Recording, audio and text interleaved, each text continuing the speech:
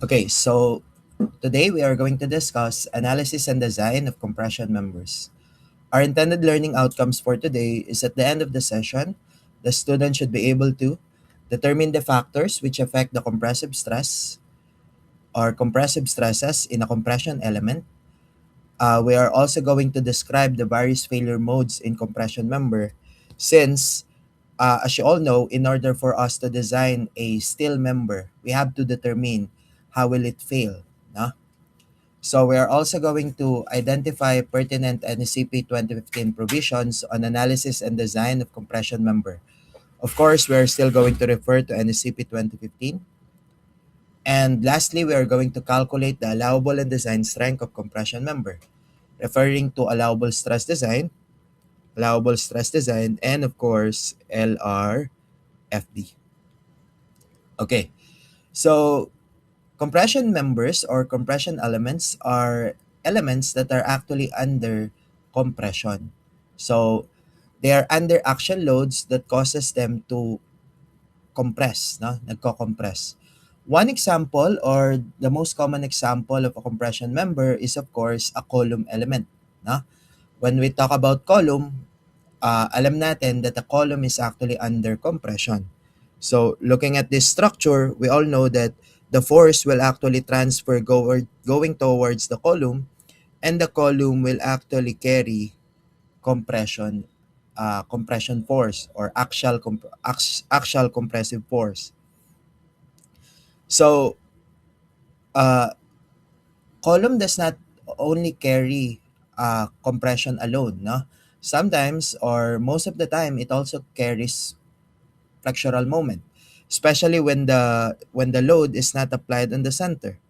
If the load is not applied on the center, then nagkakaroon po tayo that what we call eccentricity. So if we have an eccentricity, then we have a corresponding moment acting on our column. And that moment is actually P times the eccentricity. Na? If a steel member is actually under axial as well as compression, ang tawag po natin dito for this element is what we call beam column element. That will be beam column element. Beam column elements are basically members that carries, ito po yung nag-carry ng axial as well as bending. But for this member, we are going to talk about this on lecture number 5, I think. So this will be during the final period. Okay. So another example of a compression member is actually the top chord, no? The top chord of a truss. So we already know that when we do truss analysis, the bottom part will be actually in tension, or the bottom chord is actually in tension, and the top chord is actually in compression. So the top chord, since it is actually under compressive force, then we have to design the top chord using provisions on compression members. Na? So i-design natin si top chord using provisions on compression member.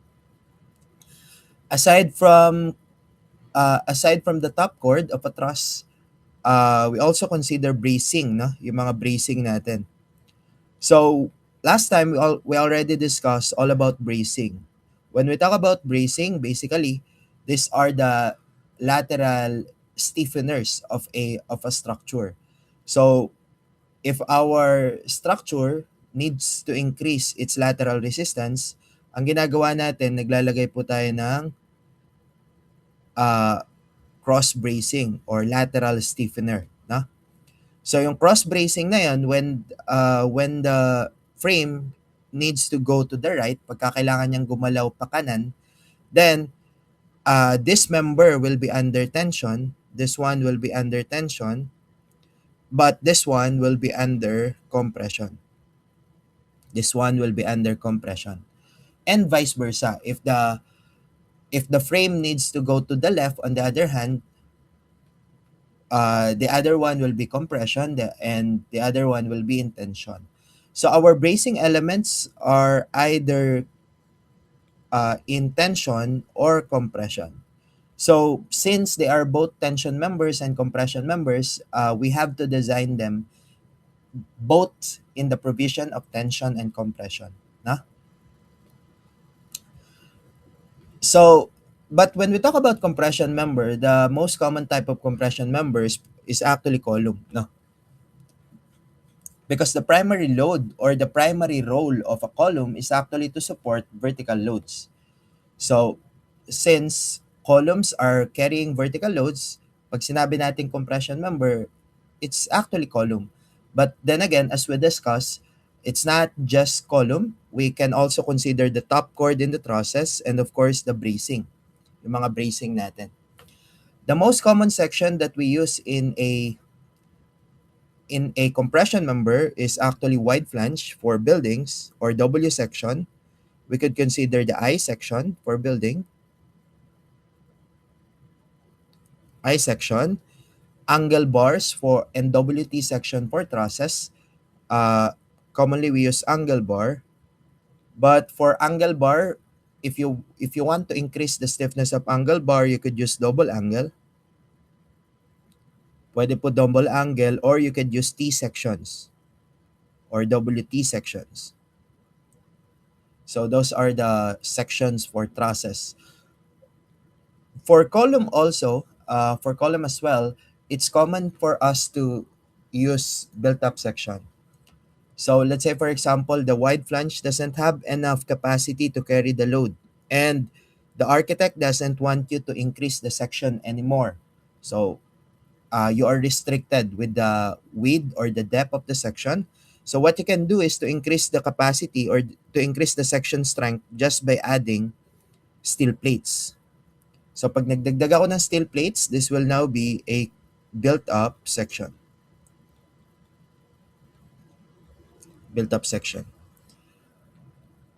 We can also use hollow structural steel or HSS for small structures, specifically for, let's say, for parking structure, for waiting shed.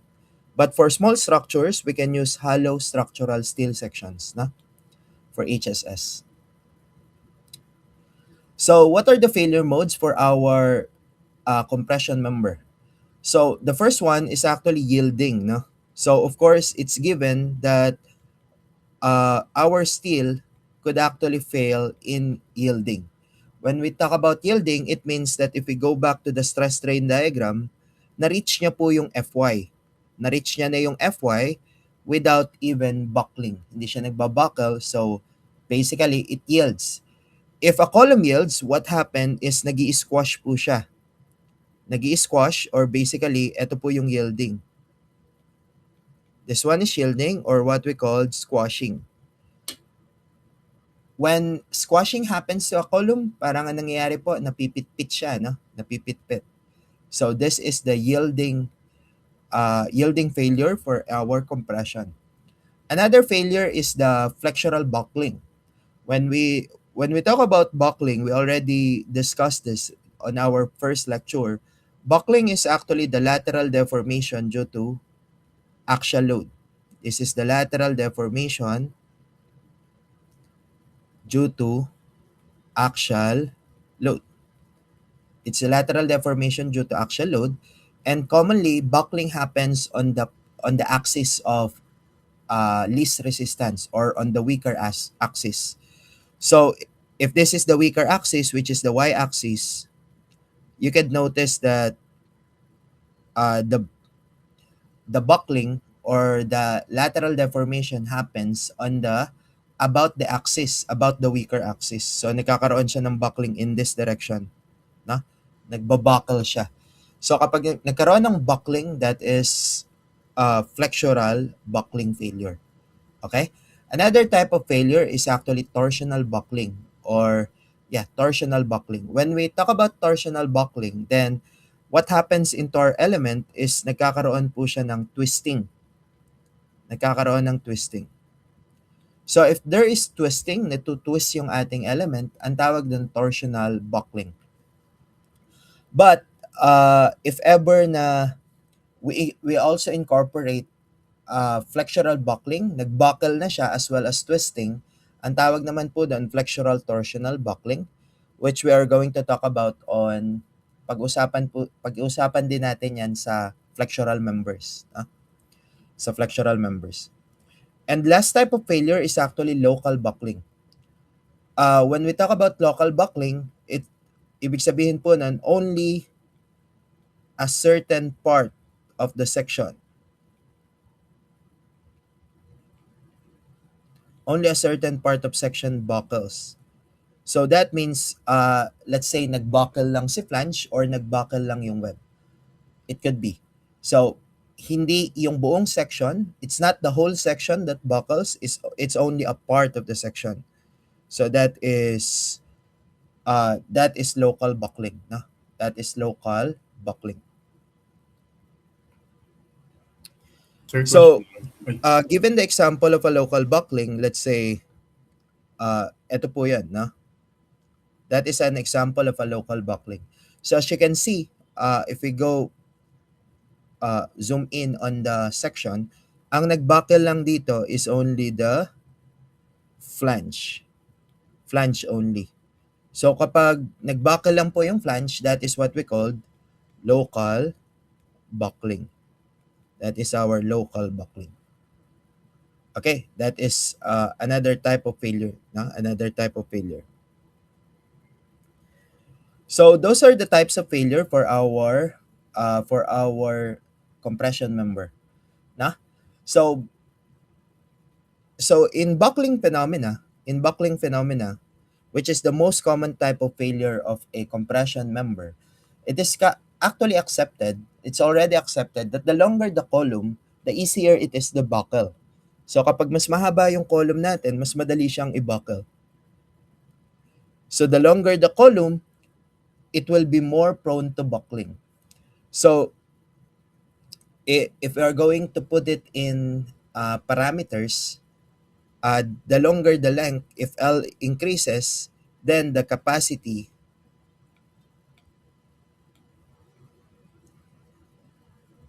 okay, if length increases, then the capacity decreases, no?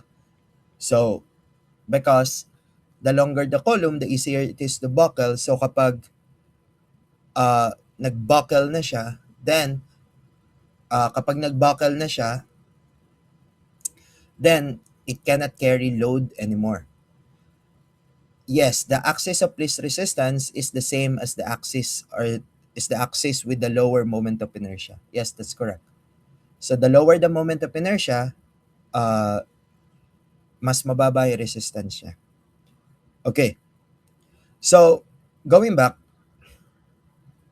so as we mentioned, the longer the column, the easier it is to buckle. So mas mababa yung kanyang capacity. So during our first lecture, I also discussed all about slender radius of gyration. No? So we also mentioned that radius of gyration is a measure of the buckling.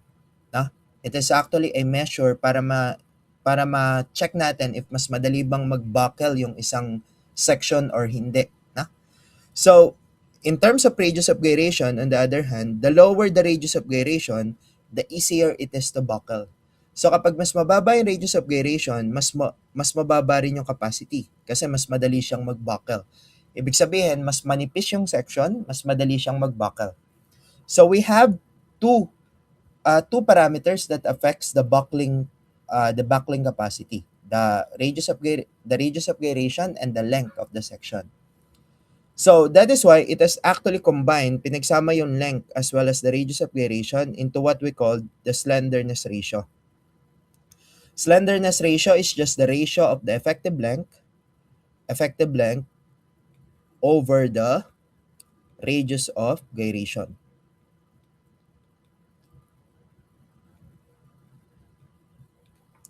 So if we have the slenderness ratio, we can combine the effect of the length and the radius of gyration. The slenderness ratio now will be the measure of the tendency to buckle. So ibig sabihin kapag mas mataas po yung slenderness ratio, pagka mas slender siya, mas mataas ngayon or mas mababa ngayon yung ating capacity. So the higher the slenderness, the lower the capacity because mas madali siya ngayong mag-buckle, no?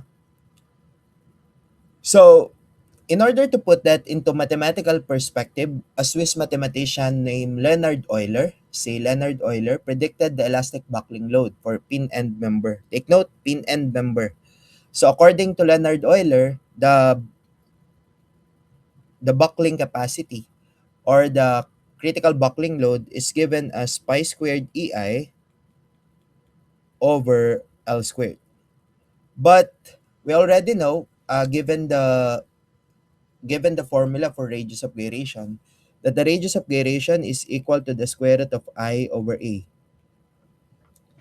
And taking the squared on both sides, that will be equal to R squared is equal to I over A, which is equal to I is equal to AR squared. Substituting that into the equation of Leonhard Euler, so it will now be PCR is equal to pi squared E. I will be AR squared divided by L squared. Bringing down R squared into the denominator, it will be equal to PCR is equal to pi squared E EA divided by L over R squared. So the L over R now shows us the slenderness ratio. Ito na po yung slenderness ratio. And coming from this equation, since the slenderness ratio is in the denominator, it clearly shows na kapag yung L over R is actually higher, then the PCR is actually lower, no? Because they are inversely proportional, no? So pag tumataas yung slenderness ratio, mas bumababa yung ating critical buckling load.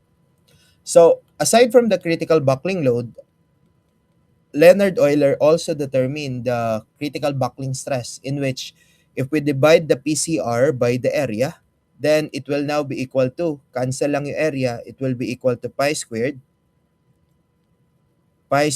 EA, pi squared E over L over R squared. So this is now the critical buckling stress.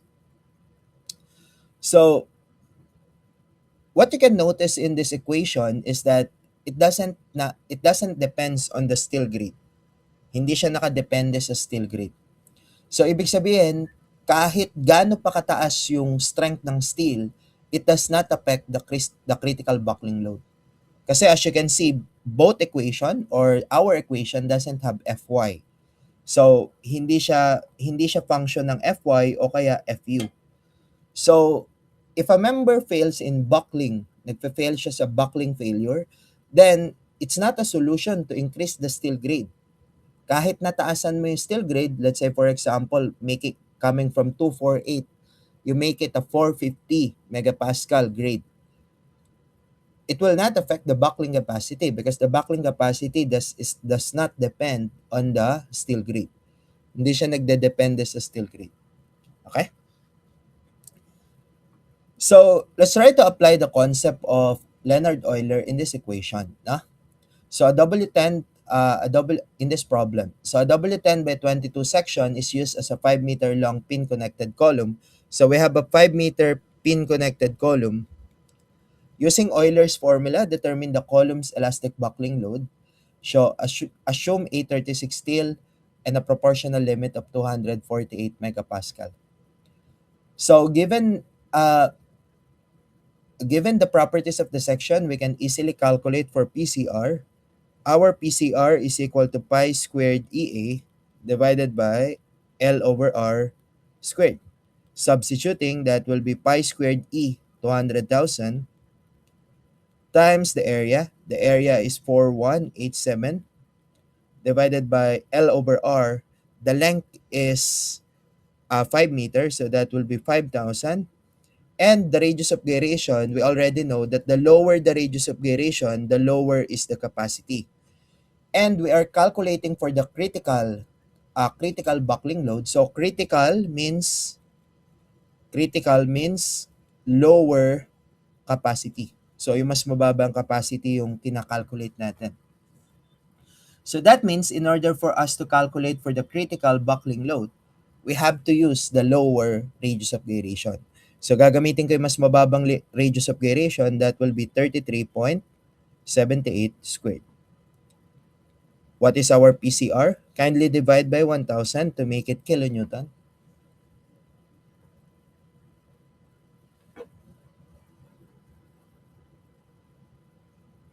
The value is 377.235 kilonewton. Calculating for the stress FCR, FCR is actually equal to PCR over area. Our PCR is 377.235 times 10 raised to 3 divided by the area, which is 4187. What is our FCR?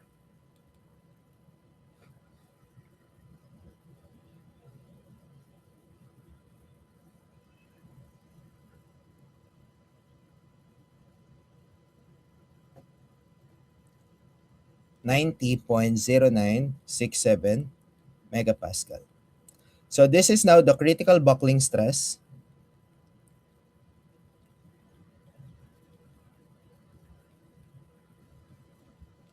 and this is your critical buckling load.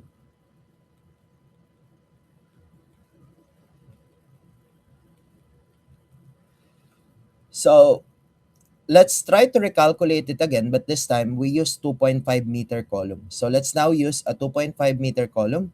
So coming from a 5 meter, let's apply the same formula to calculate for a 2.5 meter column. So calculating for PCR again, that is pi squared EA divided by L over R squared. That is pi squared E, 200,000, area is 4187, divided by L over R, that is 2,500, divided by the lower radius of gyration, 33.78 squared. What is our PCR?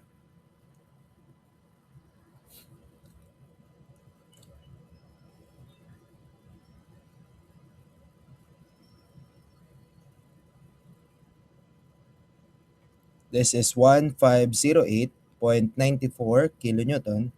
Solving for FCR, that is PCR over area, 1508.94 times 10 raised to 3 divided by the area. The area is 4187. Solving for FCR, that is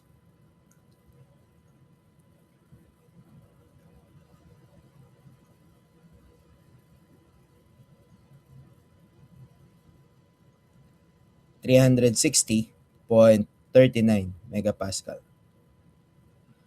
So let's now give context to this value. Let's give context. So we already know that this is actually an A36 steel. So if this is an A36 steel with an Fy of 248, and we compare it with the critical buckling stress, the critical buckling stress, that is the stress where our member will actually buckle. So ibig sabihin, at 90 megapascal, magbabuckle na po siya. It will buckle at 90 megapascal. Pero ang yielding niya will happen at 248 megapascal because this is an A36 steel. So at 248, it will buckle. Pero 90 megapascal pa lang, at 90 megapascal, magbabuckle na siya. So which one will happen first? Is it buckling or yielding? Which one will happen first? Is it buckling or yielding for this 5 meter column?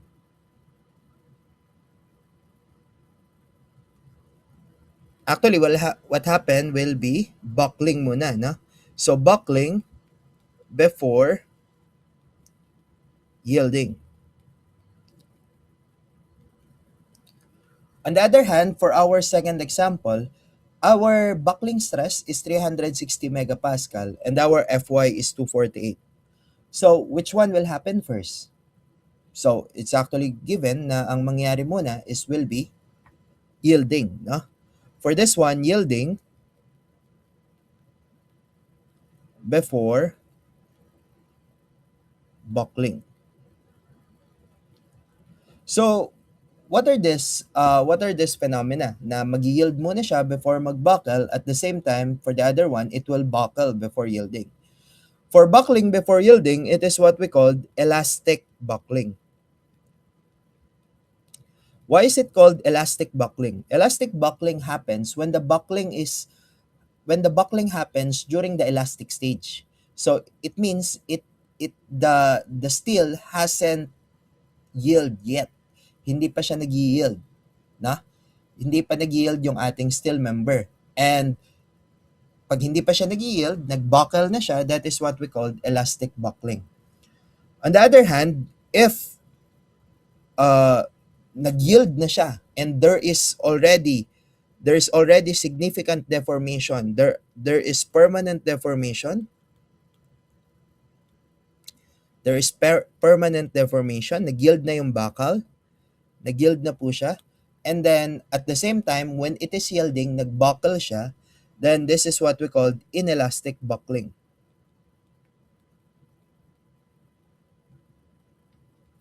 So inelastic buckling happens when our column or our element buckles after yielding, after niya mag-yield, no? It buckles after mag-yield. Okay, so that's inelastic buckling.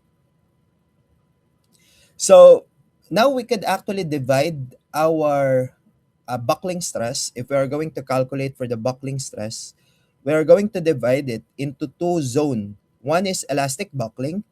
Elastic buckling is when the slenderness is actually high enough. Pag mas malaki yung slenderness, mas mahaba yung column, then what will happen is elastic buckling.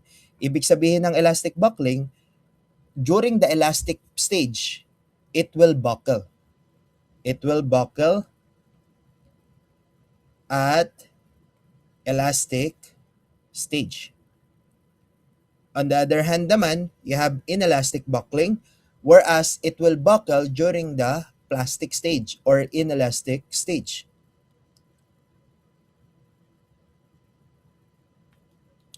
At inelastic stage. Okay? So you could notice that during the inelastic buckling, our FCR is actually within the yield strength. Nasa FY lang siya because it doesn't actually exceeded. Hindi niya na-exceed yung ating FY. Of course, nandun lang siya sa FY. And then once it moves to the elastic buckling, the strength actually lowers. Bumababa yung strength natin as it moves towards elastic buckling. Because as we move towards elastic buckling, mas nauuna na siyang mag-buckle even before siya mag-yield. Okay? Okay. So the formula of Euler is actually a good formula because it captures the buckling buckling stress and the buckling load on the elastic stage. No? Nasa elastic stage lang yan. However, there are some approximation of Euler na we have to revise. So, one of the approximation of Euler is that he only considered pin-end connection. Ang kinonsider niya lang pin-end connection. So, our column will always be considered pin. But there are several support conditions that we have to consider in our formula. That is why the formula was actually revised to incorporate the effective length factor. So the K value is actually our effective length factor. So the effective length factor captures the different support condition in our column. So if we have a fixed condition, kapag meron kang fix and fix, then our K value is 0.5. If you have a pin condition and a fixed condition, our K value is 0.7. If you have a fixed condition and a translation, a ready to translate condition, then K is 1. If pin, both pin, 1.0. If fix, free to translate, free to rotate, then 2.0. Pin, free to translate, 2.0. So, where does this effective length factor came from? Basically, kapag tinawag nating effective length, this is the length of the column that buckles. Length of column that buckles. Basically, yan lang yung part ng column na nagbabuckle. And not necessarily that it will be the whole length of the column. Sometimes, it's only just a part ng column. Sometimes, part lang ng column. So, to put that into perspective, let's look at this experiment in the laboratory. So, let's say for example, we have a pin-pin condition. You have a pin condition, you have a pin, tapos pin. You could notice since it is actually a pin condition, it will actually rotate at the start of the length. Doon pa lang sa simula nung length, magro-rotate na siya, magkakaroon na ako ng curvature. Kakaroon ako ng curvature, and as you can notice, the whole length of the section actually buckles. So that is why yung K natin is equal to 1. Bakit na nga 1? Because the whole length buckles. 100% of the length, 100% of length buckles. Nag-buckle yung 100% ng length niya.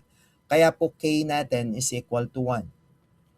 On the other hand, if we look at the fixed condition, if this is fixed, and this is on the other hand another fixed, from our theory of structures, we already know that if it's fixed, then the rotation will be 0. So it will be straight for some time. Straight muna yan, hindi po muna magbabuckle. And then after some time, it will now buckle. Magbabuckle na yan. And then because the other side is actually fixed, so ibig sabihin, babalik ulit siya sa straight line. And you can notice that the only length that buckles, yung nagbuckle lang, is only this length.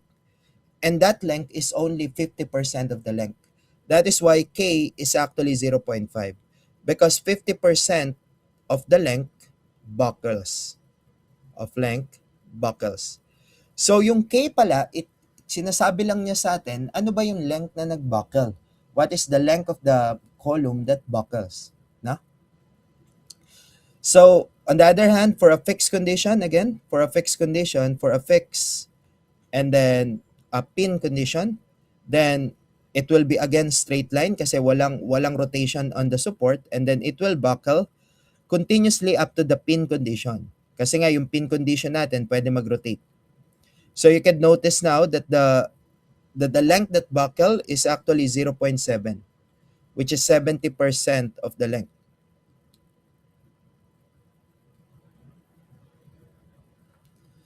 So, pag fixed pin condition, then K is equal to 0.7. On the other hand, if you have a cantilever, you have a fixed section, fixed support, and then the other one is free. So what will happen is it will buckle. But as you can see, hindi na buo yung kanyang isang buong curvature. Kasi kalahati lang to, no? So kalahati lang yung length ng, basically parang hindi nag-close yung kanyang curvature. Hindi nag-close. So what we can do is to double it. We reflect, i-reflect natin yung length on the other side. So pag ni-reflect natin yung to the other side, then we can now form a full curvature. And as you can see, yung full curvature niya, that will be 200% of length. That is why yung K po natin is actually 2.0. Because in order for the cantilever to form a single curvature, isang buong curvature, then we have to double the length. Dodoblehin daw po natin yung length ng column. Okay? We have to double the length. So that is for the effective length. So, let's now move on to NECP 2015 provisions for the provisions on compression member. So, according to NECP 2015 provisions, to calculate for the design compressive strength, VPN, to calculate for the design compressive strength and the allowable compressive strength, Pn over omega, we have to calculate for the nominal compressive stress. The nominal compressive stress, after calculating for the nominal compressive stress, then we use phi factor for LRFD, that is VPN. Ang phi natin is 0.9 and the omega will be 5/3 or 1.67. So P allowable will now be equal to Pn over omega, where omega is equal to 5/3. Okay, 5/3. So it's actually the same as tension yielding. Okay, it's the same as tension yielding. Aside from the nominal strength, we also have to calculate for the effective length or the slenderness ratio. The slenderness ratio KL over R is given as the slenderness factor K, the length of the section over the radius of gyration. And according to our code, the slenderness of a compression element should not exceed 200. So we also have a requirement for tension. What's the requirement for tension in terms of slenderness? Can you still remember it? What's the requirement for tension in slenderness? For tension, this is 300. Na? For tension, this is 300, but for compression, this is 200. So according kay code, the KL over R should be less than 200. That's the limit for the slenderness ratio. So to calculate for the nominal compressive strength, we just have to calculate for the critical buckling stress, FCR, multiplied by the area gross. FCR is calculated using code provision, but in order to calculate for FCR, kailangan din po natin ng elastic buckling stress. And the elastic buckling stress is equal to pi squared E divided by KL over R squared. That is our elastic buckling stress. This is your elastic buckling stress. So, elastic buckling stress, it's not the critical buckling stress. So, what is the critical buckling stress? The critical buckling stress depends on the failure mode of our element. So, as we all know, our failure mode in terms of buckling is actually divided into what we call elastic buckling, and the other one is what we call inelastic buckling.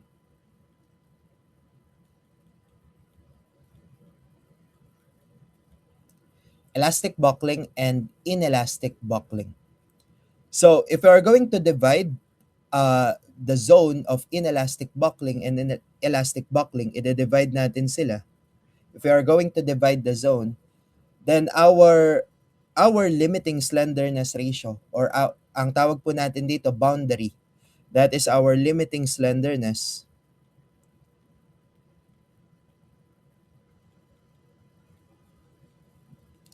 The limiting slenderness is actually 4.71 square root ng E over Fy.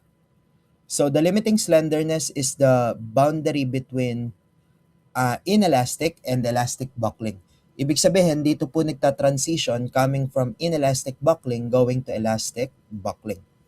So we have to determine that boundary, the limiting slenderness. So after determining the limiting slenderness, 4.71 square root ng E over Fy, we have to compare it with our slenderness ratio. If it's less than or equal, if the limiting slenderness is less than or equal to 4.71 square root ng E over Fy, then our FCR or our critical buckling stress is equal to 0.658 raised to Fy over Fe multiplied by Fy. So this is our critical buckling stress or the flexural buckling stress.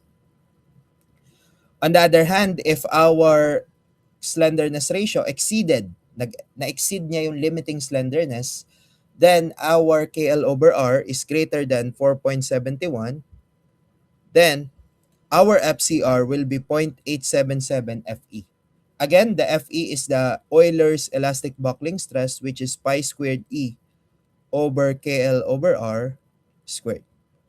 So that is our elastic buckling stress or Euler's buckling stress.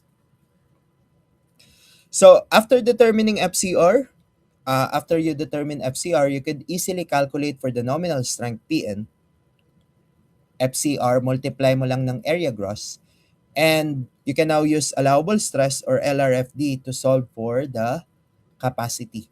Using allowable stress design, then our P allowable will be equal to Pn over omega, whereas Pn is equal to FCR times area gross divided by omega. That is our P allowable. For LRFD, on the other hand, that will be Pn is equal to Pn over VPN, which is our Pn is FCR times area gross times phi. Our phi is 0.9 for LRFD, and omega is 5/3 for allowable stress design. Okay, let's try to apply that concept in this example. Let's try to apply that concept in this example. So a W8 by 35 steel column has unsupported length of 8 meter. So it has an unsupported length of 8 meter. So using A36, compute the ultimate axial load capacity. Uh, letter A, if both ends are fixed. And letter B, if both ends are pin. So let's calculate for the first one. If both ends are fixed. So if both ends are fixed, then we have a column which has a fixed support with the K factor equal to, what's the K factor for both ends are fixed? That is 0.5. So solving for the slenderness ratio, okay? So let's follow the step by step, no? Let's follow the step by step for solving a compression member. So step one, then we have to solve for the critical slenderness ratio. Let's solve for the critical slenderness.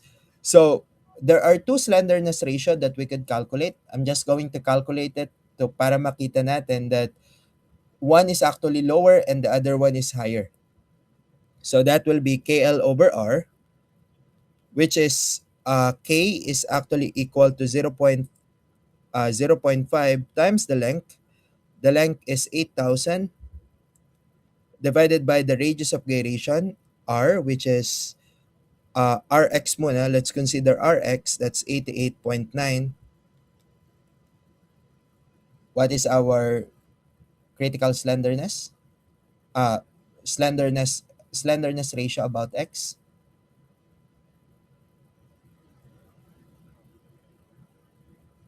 That is 44.994. 44.994. And then solving for the slenderness about Y, KL over RY, that is 0.5 times 8,000 divided by RY, 51.56. This is equal to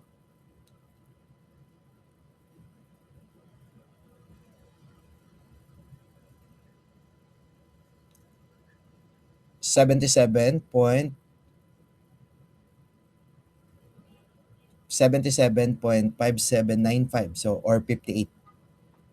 77.58. So of course, as we mentioned during our discussion, that a higher slenderness ratio will actually result in a lower capacity, and the lower capacity is our critical capacity. So that means the critical value will be the higher slenderness. This will be your critical slenderness. The critical slenderness is the higher slenderness, yung mas mataas na slenderness. Okay? So moving towards step number 2. So moving towards step 2, then after determining the critical slenderness, we have to determine for the limiting slenderness or the boundary.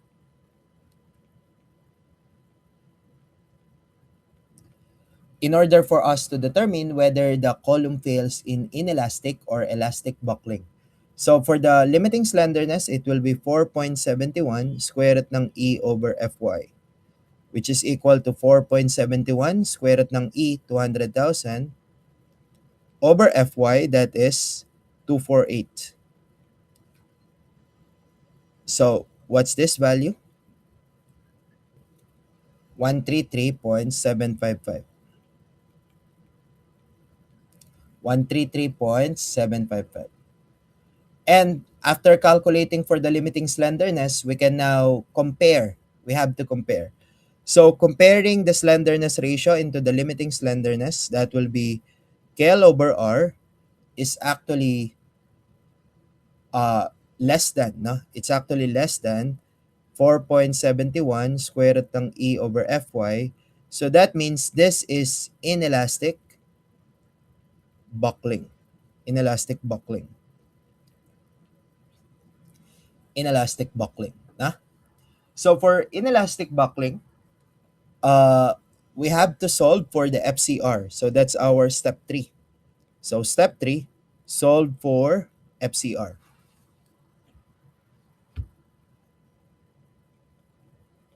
Solve for FCR knowing that it is inelastic buckling. So our FCR is equal to 0.658 Fy over Fe times Fy. Substituting, that will be equal to 0.658. Our Fy is 248 divided by Fe. We still don't have Fe. So Fe, we solve for Fe. Fe is equal to pi squared E over KL over R squared. That is equal to pi squared. E is 200,000 divided by KL over R, that is 77.58 squared. What's the value of Fe? Value of Fe, 327.967 megapascal. Substituting that here, that is 327.967 megapascal times 248. What is our FCR? 180.717 megapascal. So after calculating for FCR, step number 4, we can now solve for PN. So our PN is equal to FCR times area gross, which is equal to 180.717 times the area. Area is 6645.15, which will give us a nominal capacity of, divided by 1,000 to make it kilonewton. What's our nominal capacity? 1,200.89.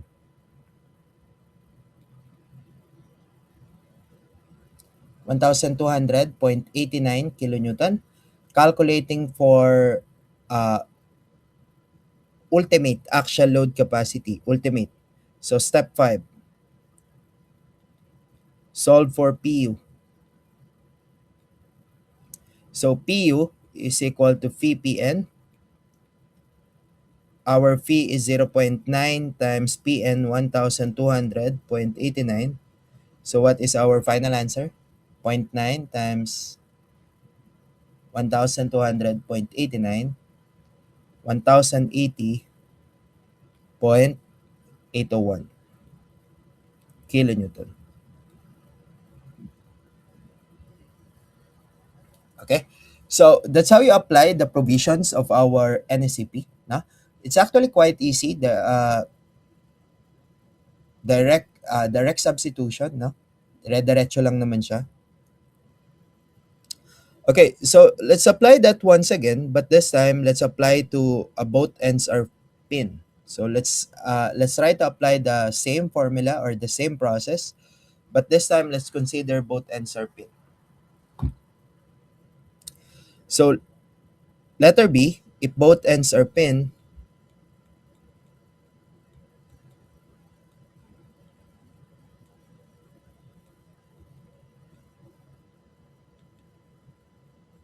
so if both ends are pin, then you have a pin condition and another one a pin condition. So if a pin, so K is equal to 1.0, the length is still 8 meters. So calculating for KL over R, step number 1. Step 1, KL over R, we already know that the critical slenderness is Ry, so yun na lang yung gagamitin ko. 1.0 times the length, 8,000, divided by Ry, our Ry is 51.56. So what is our KL over R? 155.159.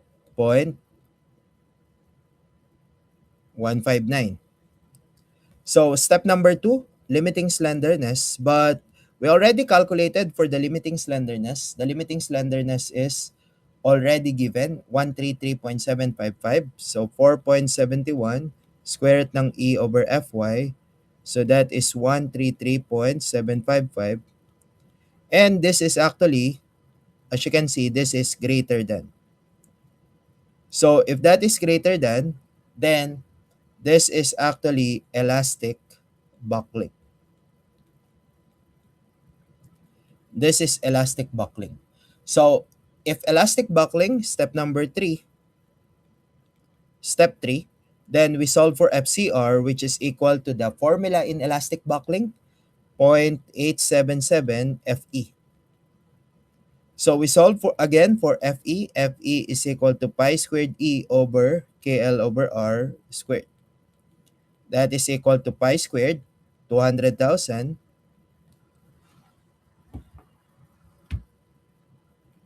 200,000 over KL over R. So that is 155.159 squared.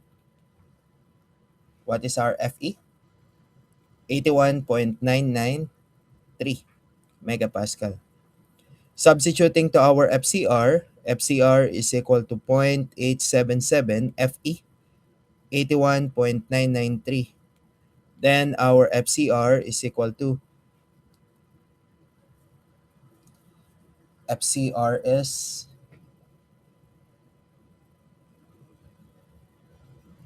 71.908 megapascal. After calculating for FCR, we go to step number 4. We solve for PN. So PN is equal to FCR times area gross. PN is 71.908 times area gross, which is 6645.15. What is our PN? 477.839. Step number 5, solving for the ultimate capacity. So PU is equal to phi PN. Phi is 0.9 times 477.839. What is our PU? 430.055 kilonewton. So that is the capacity for our column when the ends are pinned. You can notice na dahil when the ends are pinned, our K factor is actually 1, then the length actually increases. The effective length increases. So nung humaba yung length natin, the capacity was lowered. Coming from 1,080, it becomes 430. So on the other hand, if we have pin-pin condition, since for pin condition, the effective length is almost half of the length. It's almost around 4,000 only. Then the capacity is much higher. So going back to this again, uh, when our KL over R is less than 4.71, this is what we call inelastic buckling. No? Again, this is inelastic buckling. On the other hand, kapag greater than, this is elastic buckling. So what type of column does inelastic and elastic happen?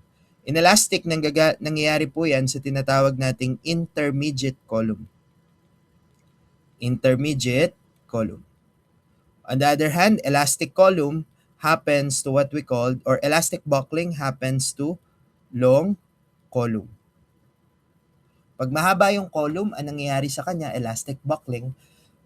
And on the other hand, kapag ka naman medyo maigsi, it will be inelastic buckling or intermediate column.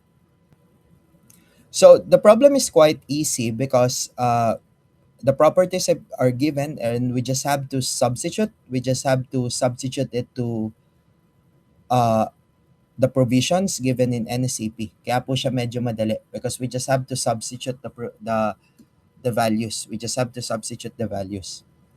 So let's try once again. For this problem, we don't have the property, no? Because let's read through the problem. The column is carrying a service load of 1,900 kilonewton, and the unsupported length is 6 meter, with the one end fixed and the other one pin. Use A36 steel with C12 by 15 properties. Given the properties of the channel, determine the critical slenderness ratio and the demand over capacity ratio. So, una, we have to determine what is the property of the section. Na? In order for us to solve this problem, kasi wala po tayong Rx, Ry, we have to calculate for the property of the whole section. So we have to calculate for the property of the whole section.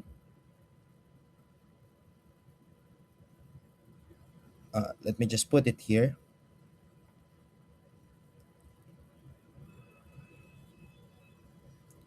Okay, so to calculate for the property of the whole section, I have to locate the centroid. Hanapin ko muna yung centroid niya. No? So the centroid coming from the reference line, let's say this is our reference line. From the top, kukunin ko po muna yung y bar. Kunin ko yung y bar. So for us to calculate for y bar, I'm going to use Varignon's theorem.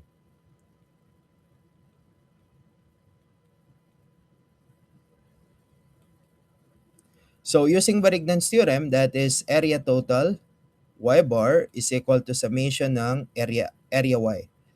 So our area total is coming from the plate, that is 450 by 12 plus the 2 area of the channel. So dalawang area ng channel, 4742. So times y bar is equal to the moment of the area coming from the reference line. So i-moment ko na yung upper portion, that is 450 by 12 times 12 over 2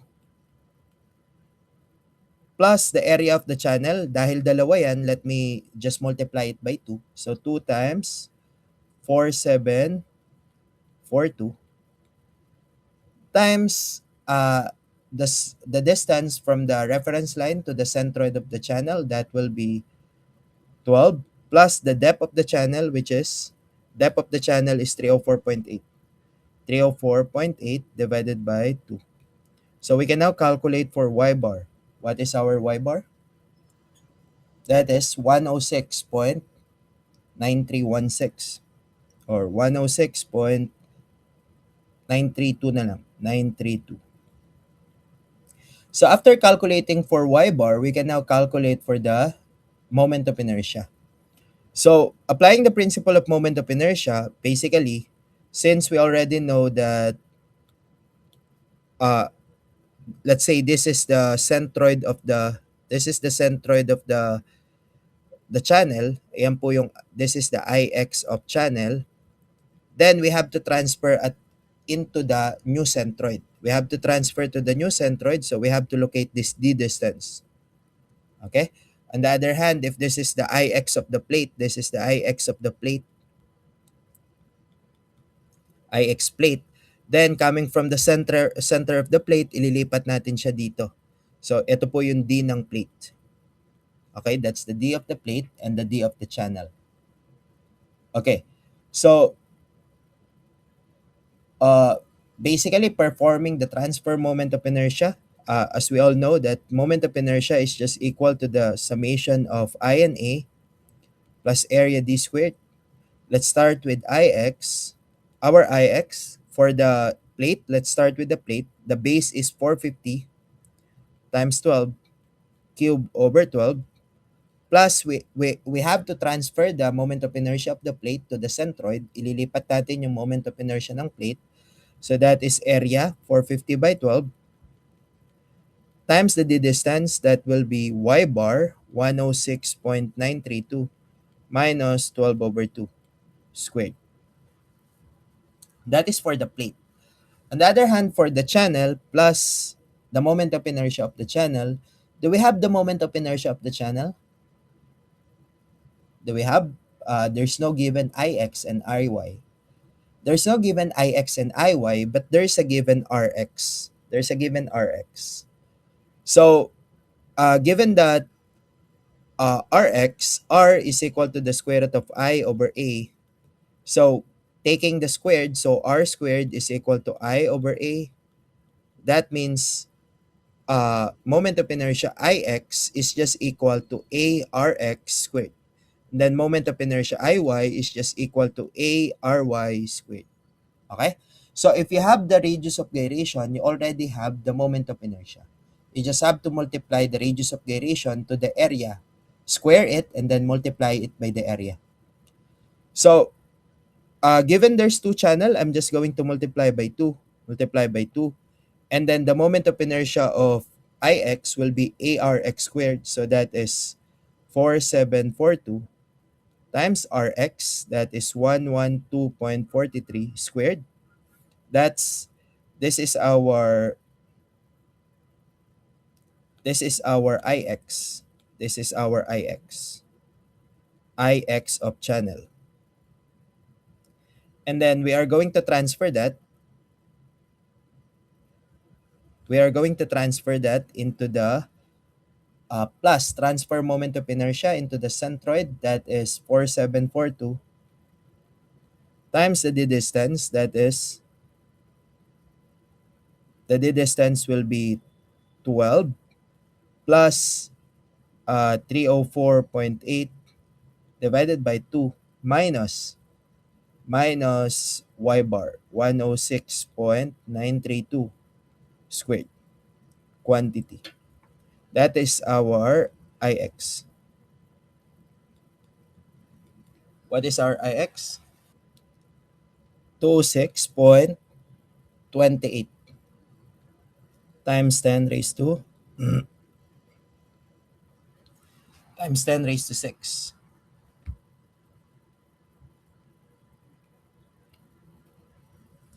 So given that we already have Iy, we also have to calculate for I given that we already have Ix, we have to calculate for Iy as well. So ang centroid po ng Iy is actually at the center. We don't have to calculate it kasi yung x bar natin 0. So yan po yung centroid. That is centroidal axis. So ngayon, yung Iy ng plate is already coinciding, the Iy ng plate is already coinciding with the centroidal. So I don't have to transfer the Iy of the plate. But for the channel, ang Iy ng channel andito yan.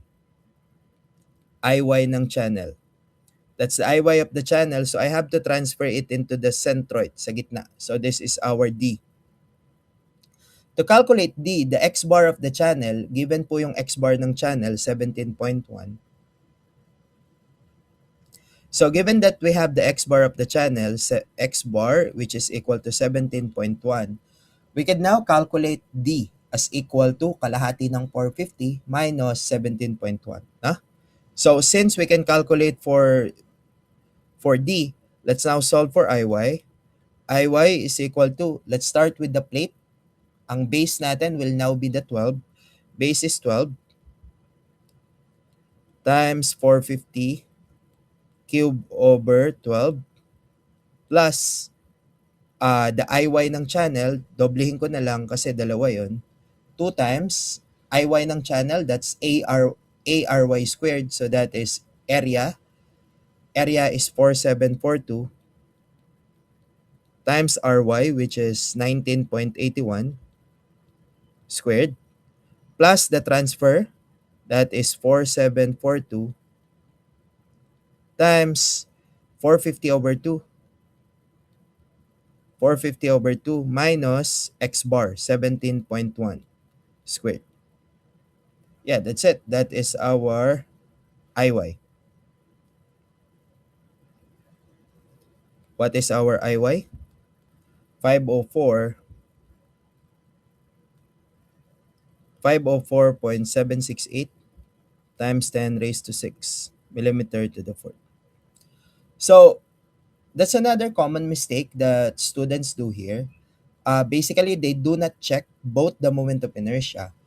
Kasi once you calculate both the moment of inertia, you could actually now see that the x-axis becomes the minor axis kasi that is the lower moment of inertia, and the y-axis becomes the major axis, which is higher moment of inertia.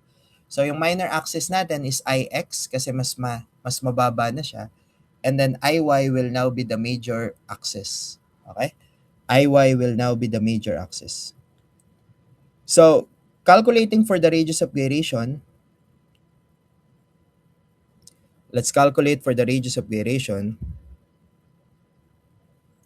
Calculating for Rx, Rx is equal to the square root of Ix over A.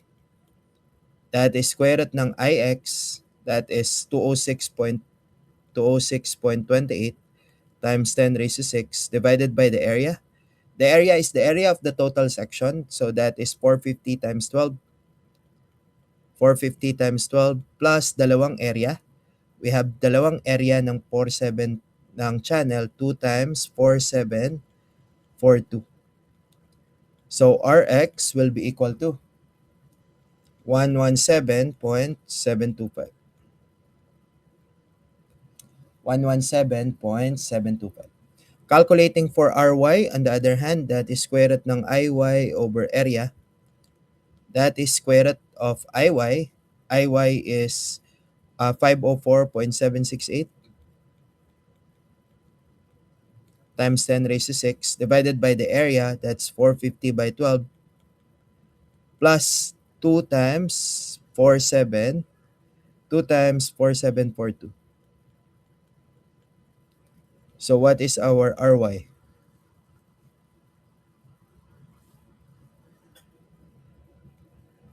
184.16. So as you can see, we have two radius of gyration, and the critical will be the smaller one. No? The smaller radius of gyration will actually give us the lower slenderness. It will give us the lower slenderness.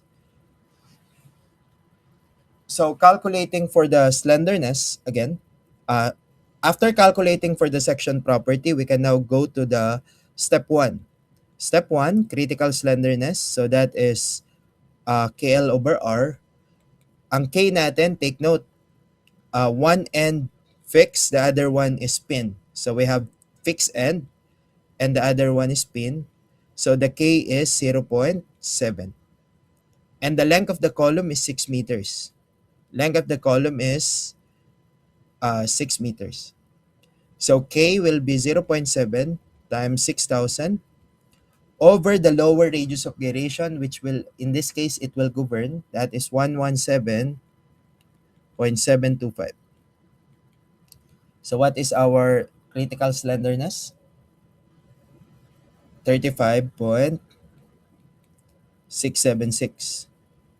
And then step 2, calculating for the limiting slenderness. So that is 4.71 square root ng E over Fy.